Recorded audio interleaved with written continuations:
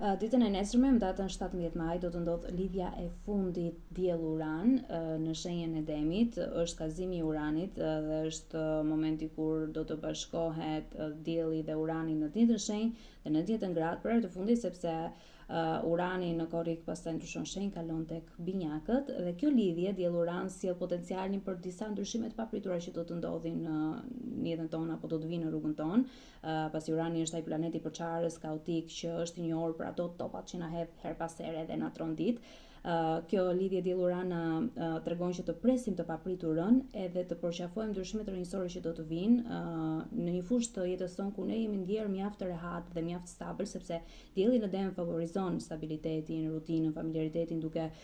dëshiruar sigurinë e asaj që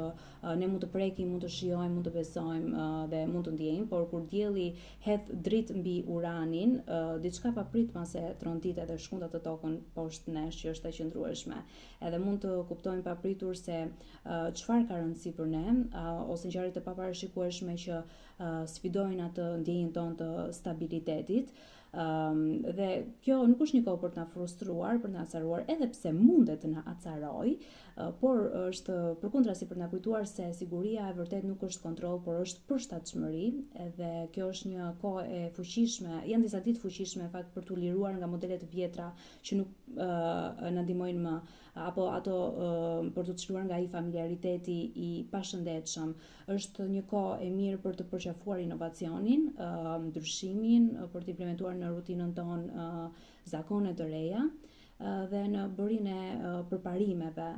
të papritura dhe përshtatin gjithashtu me dëshirat tona autentike. Megjithatë, këto ditë ne mund të ndjehemi paksa anksios, të shqetësuar, gjumin mund të mos e bëjmë të mirë, por që janë thjesht ditë që do të kalojnë, java tjetër do të jetë më e bukur, fundi muajit do të jetë më i bukur me një hënë të re në shenjën e binjakëve që do të flasë edhe për këtë, do të vi koha.